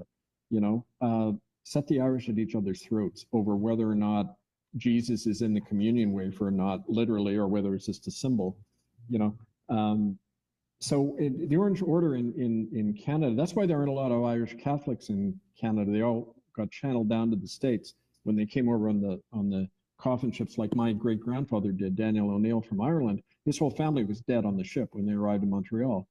But as a Catholic, he had to become an Anglican or he'd get shipped down south, where they had all the cheap Irish laborers working on the Erie Canal and the railways and dying en masse. So yeah, the Orange Order had a lot of influence in Canada, and I think it still does. There's an Orange Lodge right downtown near the Vancouver Club. And so these old cults kind of overlap, but yeah. JC wants to know, how do I view the actual court documents on the International Court's website? Well, the old court case from about Ratzinger, some of it is still up. Our site got destroyed, not surprisingly, soon after, you know, the case came out. This is the trouble with trusting people, because the very people who we were trusting to build the site, in fact, were operatives who destroyed the whole thing. We had to reconstruct it. Go to murderbydecree.com under ITCCS archives, videos, and and ITCCS updates, old enough ones. You'll see those records, basic records. We don't have court records yet about this case against the present guy in Rome, because it hasn't happened yet. But we intend to post as much of it publicly as possible and do a more secure job this time. Get it out to many sites. We were learning the ropes at that point. You know, you live and learn. Your best teacher is your last mistake, as they say, right? So, Ray J, has anyone tried to expose this pre-early 20th century? Are there any records? Good question. That's a big issue I can't really answer right now, but I know a lot of the church reform movements, like the Reformation and all that, and other groups that split away from the churches, we're always talking about these crimes, you know, the satanic nature of the Church of Rome and that. So it's out there. It's just like with the evidence about the residential school crimes, we had to dig around. We had to go to families. You can't rely on the official archives. Oh, and let me just put in a little thing about that. In our work, we found something the British Colonial Office brought in right after World War II. It's called the Legacy Files. Now, look this up in the Guardian newspaper around 2013. They ran a series of articles on this. After World War II, they went through all the colonial records, and any reporting of a crime by Crown officials, whether it's Indian schools in Canada, friendly fire in World War II, like killed my uncle, any of the stuff, like the crimes in Africa against the Mau Mau or the colonial wars, that was not only swabbed out, but a replacement file was put in its place with a false history. So you can't rely on official records ever, like in the Vatican, because they've all been not only swabbed, but actually replaced with a false history, a false narrative, like what you're getting in Canada now about genocide in Canada. So I've seen this happen over 30 years. I've seen how it happens. All of our stuff swabbed off and replaced with this false narrative about, well, we don't know if there were mass graves. Oh, I think only about 3,000 children died.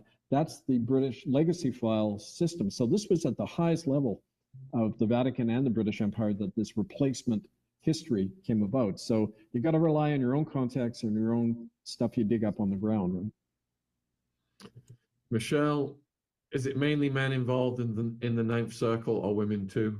Most, from all the records I've and the evidence I've seen and the testimonies I've listened to, it's primarily men. Women are involved. Like, for example, the nuns at this monastery, which we'll mention in Germany. I don't want to give the name yet, but it's, I can say the religious order. It was a group of nuns called, hold on, the Missionary Sisters, Servants of the Holy Spirit, SSP. And these nuns were taking blood from children, locking children in cages. They were the support group for the Ninth Circle ceremonies. So yeah, definitely women in the church and nuns play a big role in this, but also female participants. Some of the Dutch royal family members and the others, you know, there have been women reported at these things. Oh, I found these women. Let's I've got a picture of them here, I think. Let's see. And and don't forget, Anne-Marie van Bleenburg took part, as did Toos and others. Part of your expectation as a victim is also to kill children. So, I mean, you know, it's, these crimes are just required of everybody, male or female. That's the order of those women presently. I'm not alleging they're involved, but that's the picture that's available. Yeah. All right. So here's the next question. Oh, it's about the tunnels that you referenced earlier. Dawn wants to know, have any of the tunnels ever been investigated? Yep, we've been in tunnel. I've been in one myself. They're beneath. How did you get in one of them? Oh, as part of our cleanup operation we shut it. I wasn't there in Montreal when they shut down the ceremony, but we arrived late and this was talked about years ago on our site. They had just left the place, and this was in the Netherlands at one of the places Toos had pointed out. We went in, there was a ceremony that had within the day, there was stuff literally still warm. They cleaned it up, there was still blood around. And so it was part of an extensive tunnel system under this chateau, which I don't want to mention because it's also involved in the present investigation. But no, I mean, you know, often any big city has these places. Just talk to city workers, talk to the sewer workers or others, and they can tell you. Ray J wants to know if you've had any new threats targeted at you. I haven't had someone come to my face and say what happened. Nothing else has happened. And my friend Joseph, who's one of my bodyguards, said, well, Kev, he has kind of gallows humor. He said, maybe this is the silence before the storm, right? And so I'm doing okay still, folks, day by day. You know, you go moment by moment in this work, right? Do you want to remind the viewers what the last threat was to you? Oh yeah, I had just done a committal service at a cemetery in Canada, and Joseph had gone off to the washroom, and black limousine pulls up. Two guys get out. One stands by the limousine. The other walks over, says to me, "If you carry on in this case, we're going to do to you what we do to those children." Turned around and left quick, and I called out to him, "Don't I know you from somewhere?" Because sure enough, he had been one of the Knights of Columbus goons who had shut down one of our protests at Toronto Catholic Church, St. Michael's Cathedral in downtown Toronto. So he was, he had older, this happened in 2008, my first encounter with him, but same guys, Catholic goon squad. I mean, you know, these goon squads have beaten up our people. You know, they're just thugs, and they'll do anything. So yeah, I didn't take it lightly. So Denise wants to know, why are the elites so driven to get rid of the indigenous peoples of this planet? All of our indigenous people, my ancestors, got targeted in the same way because they're tied to the earth, gives them a power that the satanic force wants to harvest. I mean, you could say the whole corporate system today, the corporatocracy, is harvesting the energy of the earth. Our lives as people, the earth, and not just through strip mining and that, but just literally sucking the energy of Mother Earth. And indigenous people are in touch with that. And as a matter of fact, when I've done sweat lodges with some of my relatives and others, and natives on the West Coast, they say the reason all the trees are cut down is the trees to them represented the tie with the other level. You described it as levels of heaven. but levels of reality. The tree was a communicator from those realms to the people. That's why they venerated trees. They never cut them down except occasionally. But also, when we did our investigation, some of these native elders went and talked to the trees. They said the roots tell us where these children are buried, right? So the people who were first targeted in these death camps were people like William Coombs, Harriet Mahoney. They were the sacred lineage, the spirit dancers who had this understanding. They were the first to be targeted and wiped out, just like the elders, by this empire that spread all over the planet. And so I think in general terms, that's why, but they're great cash cows like they still are. Native people were used and part of the whole genocidal agenda. You just wipe out anyone. They treated Native people in the Americas just like they treated religious dissidents or heretics, like my Huguenot ancestors in France. They were treated the same way. They either convert or they die. As a matter of fact, Archbishop Duryea, he was a Jesuit who set up the model for the residential schools in Canada. He said, he had an infamous quote, "Convert a third, kill a third, deport a third." That was a Vatican solution. And guess how many people died in Ireland during the so-called potato famine? A third, and a third deported, immigrated to America. So it's the same formula all over, and it's aimed at our indigenous roots that we still carry, at a cellular level. We do. I read an excellent book called The History of the Irish Race, which detailed the potato famine, and it was really eye-opening. All right, so Deborah wants to know, Kevin, for those who do not know, how many churches have been destroyed in Canada? Do you mean burned? Like burned recently? Our count is, I think the latest count was somewhere around 28 in the last few years. It's even higher in other countries. Chile, they've torched a lot of the Mapuche Indians there. Just before Bergoglio showed up, they were torching Catholic churches because, A, they were stealing their land, and a lot of the deeds were in the church, and they were also moving their kids around and grabbing them and using them right out of the church. So it's a defense measure by Native people. You see it happening in Canada, mostly on distant reservations, where they go into the Catholic Church. They either tell the priest to get out and take it over, or if he won't get out, they just burn the church. And like I say, it's how they've always defended themselves, those kind of actions. I just got to make it clear for legal reasons, we're not advocating any violence or burning of churches. All right, so Dawn wants to know, is every faith involved in this? I can't speak for every faith, but I just know the major religions all have been named as having practices remarkably similar to the Ninth Circle, including the Mormons who we talked about last time, right? Mirror image, right? All right, let me go to the next question. I'll answer this one. Jade, is this all connected to the Bohemian Grove? We just interviewed ex-Satanist Zachary King a few days ago, who went to Bohemian Grove, and he's exposing that. I would refer you to watch that podcast, Jade. Do you have anything to add on Bohemian Grove, Kevin, or is that out of your remit? No. I mean, that hasn't been my primary focus, but I'll let others comment on that. Caesar wants to know, have you had many spiritual attacks by demon spirits, being a great adversary to the demonic? Personally? Yes. Yes. Oh, yeah. Yeah.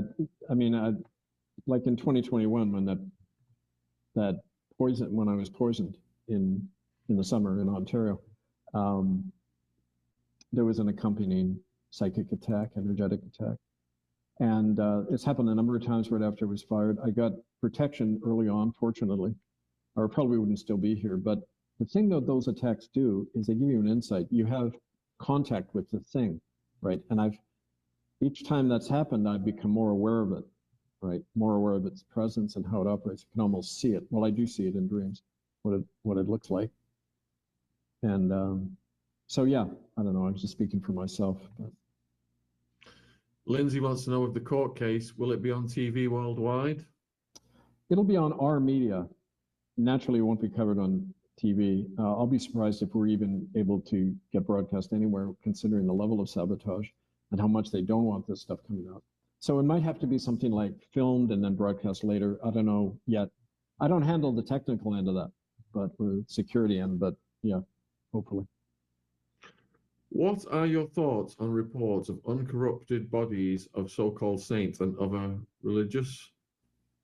Well, I don't believe in saints. I mean, the word saint, don't forget, Vatican is energy reversal. So when they say God, they mean Satan. When they say saint, they mean somebody who's demonic. Anyone who's called a saint in the Church of Rome is somebody who served the interests of not only the Vatican, but the Ninth Circle. And here's a beautiful example. Pope Francis Jorge Bergoglio comes to America in 2017 and praises and beatifies, makes a saint, Junipero Serra, who worked to death hundreds of thousands of California Indians. Okay, so that's a saintly thing. We're inspired by his zeal, Bergoglio said. Okay, so that's what a saint is. So I don't go by any of that nomenclature. Uncorrupted bodies, I mean, it's the same BS you get that it's the myth, right? Pump into people's heads that this is some kind of some divine institution, as if you can have such a thing, right? On the subject of saints, what does Kevin think of the up and coming 16-year-old boy picked for sainthood? Personally? Is it a PR thing? My personal opinion. Of course it's PR. I mean, you know, if you talk about saint as somebody who's good and doing God's will, I meet those people all the time. You know, really good souled people. And they're not elevated. They don't have to be elevated. Like my native relatives would always say, you can never spot the real leader because he's invisible. He's always serving the people. He's always out there. He's always the poorest. You never see him or hear him. The ones you see are the people achieving exactly the opposite purpose. That's kind of my view of that whole issue, right? Caesar wants to know why and when did Protestant preachers start bowing down to Rome, for instance, Billy Graham? It started in a big way, like I said, at Vatican II, the ecumenical thrust in 1962. But, you know, there's a famous thing too, remember when John Kennedy was running for the Democratic nomination in 1960, and he didn't have any standing in any of the Protestant states like West Virginia and that. The Catholic Archbishop went to all of the Protestant ministers, these are often Black Baptist churches, and paid them a few $1,000 each to endorse JFK, the Catholic, for president. That kind of thing goes on constantly with all the churches, right? And those direct payoffs, the integration now of the World Council of Churches with the Vatican, you know, it's just money, and it's been going on a long time, I'm sure, not just since 1962, but that was when it really heated up. Secret Watcher, are all English monarchs expected to become a ninth circle? And what about their wives? Are they involved, or would they know? The connection goes back a long way with the monarchy, all the monarchies of Europe. Like we said, we saw Charles and Philip and these others at these events. So yeah, they're integrated, just like Elizabeth agreed to in Holyrood in 2010. They're integrated now. Different masks, same practice. So, and yeah, they take part, you know, these people always bring their relatives, and it's part of the way to blackmail them too. You bring them along, then they're in, they won't talk. Right? Is there any relevance to the flip from German Ratzinger as Pope to present American Leo? Well, I've talked a lot about that, but don't forget, Leo isn't really an American. He was born there. He's got dual citizenship, Peruvian and American, and he's done all of his work in Peru. So they say American, just it's politics now. You know, it's about Trump and, you know, trying to use that as a lever to influence the Vatican bank, like, or maybe he's with China, who knows? Like, it's all a guess game at that level of power. But yeah, I mean, that's in a nutshell. Have you seen any signs from Jesus that he is pleased with your path and sacrifices? Not personally. He hasn't appeared to me or anything like that. Not even in a dream. Not even in a dream, which is kind of disappointing. Although I'll tell you something. I never viewed him as my savior and Lord. I viewed him as a brother. Okay, I've always felt like a spiritual brother with him. And I see him all the time. And all these people who have the courage to come with us and confront people with nothing, people like Bingo and Harriet and William, you know, all those people who fell in the fight. I see him embodied in them, and I don't think we should look for him too far away. You know, we should look for him in our neighbors. That's where he said, you know, to find us he said to find me in the in Matthew 25, that which you do for the least of my people, you do for me. I'm there. That's the only place he ever in the Bible said he was going to be, besides heaven. He said, in the poorest, in the most struggling, that's where you'll find me. So that's where you should go seek him, I think. Steve wants to know, why are the general public, and specifically Christians, so indifferent about the crimes and pure evil of the Vatican, even when information is blatant and published? And this shocks me, Steve, because it's got one of the biggest PDF file rings in the world, and yet how the public accept them, knowing that, is just beyond me. I don't think they are indifferent. I mean, lots of people all the time are not indifferent. They like to create the impression that people are apathetic because that just gets everyone demoralized and you won't do anything. I walked into Pro Cathedral in Dublin, part of the Catholic world, 23 people on a Sunday morning where there's 500 seating. I see that in Papist churches all over the world, right? So people are voting with their feet, but they got the money to make themselves look like anything. They can convince you that they've got billions of loyal followers, right? And you'll believe it. The problem isn't that. It isn't indifference. It's the feeling of isolation, that you're all on your own, you can't do anything, and you're not used to acting. When in your life have you ever had to confront evil to its face? This is a new thing for people, and that's why we're showing you how to do it. We're leading the way. We're leading by example. Now it's time to get on board with us and not just watch this, right? Oh, here's a nice comment for you from Beryl. I have recently read Kevin's books, links in the description box, folks. The Murder of Children in Canada and the book about the Catholic Church corruption. Recommended reading. It is shocking. Yeah. Nice one, Beryl. That's a recent one. Do you think Princess Diana was aware of the Ninth Circle? Oh yeah, everyone at that level knows. I would be very surprised if she wasn't. Has Kevin had any contact collaboration with Cardinal Vigano, is it?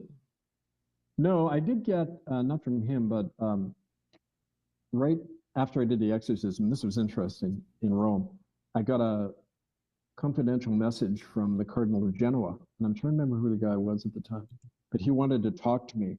And after that, he went silent. Because, there is a faction, like I mentioned, how Bergoglio levered out Ratzinger through the Spanish ambassador. They want to use our stuff all the time to get at their opponents within the church. So yeah, you can play groups up, like, how they always divide and conquer us. We can do the same with them. Well, divide, maybe not conquer at this point, but so no, I haven't had contact with that. And I'm kind of wary about people who talk about reforming the church, because when you're part of it, when you're a cardinal, you know it. You've had to approve to this stuff, or you wouldn't still be a cardinal. You don't survive by challenging the church, and you're a member already. Like I said, you're on the red list, you're approved, you're in. Janka's wondering about Scandinavian monarchs' involvement in the Ninth Circle. Unfortunately, no, but one of the places I'm going in Europe is Sweden. And because we're working with the Sami indigenous people in setting up their courts for the same genocidal practices on them that we've documented in Canada and elsewhere. We're also working with the common law court system in Sweden to bring some cases. So if you live in Sweden, be sure to contact me and I'll connect you with those folks. Andrew wants to know whether you've been to France, the Paris Sacré-Cœur bars on the outside of the nuns' quarters, strange, on third and second floor, not ground level, bad vibe. Yeah, well, I mean, these churches have long histories of these criminal practices, so of course there are going to be bars in the window, right? I always got a weird. Somebody said to me once, okay, the Templars. This is like a little side note. It's kind of amusing. The Templars, the Grand Master of the Templars was a guy called Jacques de Molay, and when the Vatican and the French king wanted to get the Templars' money, they wiped them all out in one night, and they took the Grand Master. And the upside down image in the tarot cards? This is where they get that image of the hanging man upside down. They hung Jacques de Molay upside down outside Notre Dame and burned him alive with the other Templar leaders. Somebody said to me, Kev, I've had a dream that you're the reincarnation of Jacques de Molay. And I said, uh-oh. Does that mean I'm going to get barbecued one day? But he said, no, go to Notre Dame and see what you think. So I went to Notre Dame. This has happened before I even went to Paris. When I'm there, I thought, okay, let's wander over And I did get a really creepy vibe, I'm telling you. My hair was standing up on my back when I was standing outside Notre Dame. And maybe it's because of the stuff I've read in that, but it seemed like something else. It seemed like something reaching out. Maybe it was my Huguenot ancestors from France who got, wiped out. But I don't know. Yeah, that's me. That's me outside the oldest Catholic church in Europe, outside Italy. And I'm trying to remember the name of it. I think it's in Utrecht, Holland. It's somewhere in Holland. And we posted the eviction notice outside, like on the order against the Catholic Church to vacate, that we posted all over the world. Toast was with me that day as well. Yeah. That's kind of remind me that I'm coming to Europe, Canada, and then the US, and then over to Europe in the fall. And please book me in to wherever you can and be in touch with us, and we'll carry this on. The best kind of contact is face-to-face in your community. I don't know if you, good. That's one of these places where the Ninth Circle operates in Canada. The Nanaimo Indian Hospital, just down the road from where I used to live, and where a lot of the stuff came out.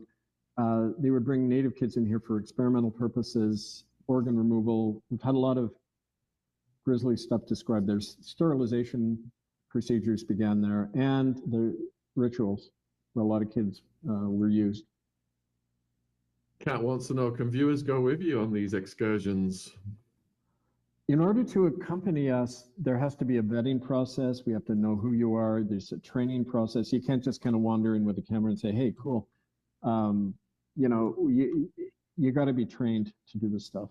And so we view it, there's different circles. I mean, the outer circle, education support, more of an inner circle training, and then the people who actually do it. These are professionals, the ones we rely on. These are like, I don't want to say, Joseph, my bodyguard here, I don't want to say what former military he's in, but he is, and he's trained in everything. And you need people like that to do these things. It's not just kind of a lark. It's serious stuff. You've got to be able to defend yourself. Has the Vatican been hiding our true history? That's its purpose.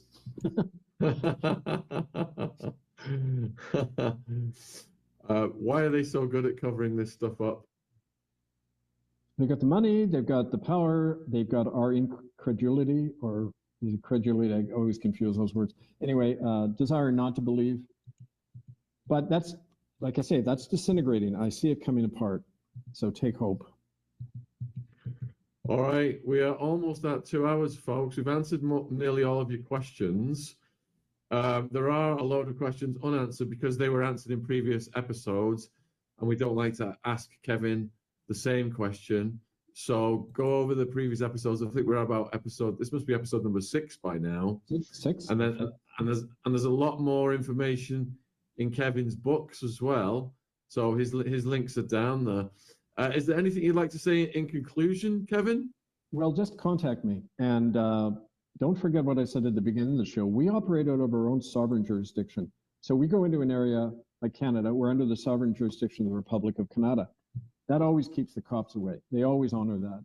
We're doing the same thing in England. The Republic movement in England is actually taken off. We're going to have some meetings about it when I'm there. We've got people all over the Midlands and the South and Scotland who are working on this together. So we're going to say, okay, and like I say, I have invited and will be inviting Charles Windsor to a public debate about why he needs to step down and why he's a convicted criminal, and we'll show him all the evidence.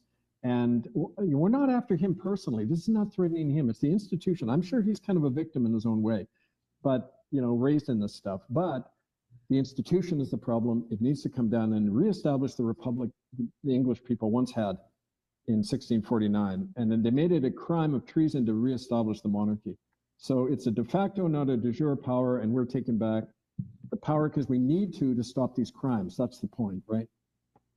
Can you invite Keir Starmer as well to something like this? Because he's the most despised prime minister in the history of prime ministers right now. I'll copy him. How's that? We'll have everybody there. Why not? Hold it in downtown. So Kevin has boldly provided his email address. It is on the screen. It's also hidden from history1@gmail.com. If you guys want to communicate with him directly. Yeah, and I just want to say, like, literally, you get involved with this will save children's lives, because if we don't do it, if we don't take this action, we're complicit by not acting. So please keep that in your mind and heart. All right, Kevin, I'm going to let you go on and have a good day, and I shall close the show. Thank you, my friend. See y'all later. Thank you, Take care, Shaun. brother. Cheers. Bye-bye. All right, what a phenomenal show, folks. Please don't forget to support Kevin through his links, and everybody who's been getting the book seems to have really enjoyed it. Email is on the screen. If you missed part 1 with the ex-Satanist Zachary King that we did a few days ago, check it out. It ties into this stuff. Bohemian Grove, the Illuminati. And Zachary is coming back this week. I've just had an email from him today. We are just ironing out the final details. And what else have we got? Ron's at arrest, and he's going to be coming back with a vengeance on Tuesday, Wednesday, and Thursday.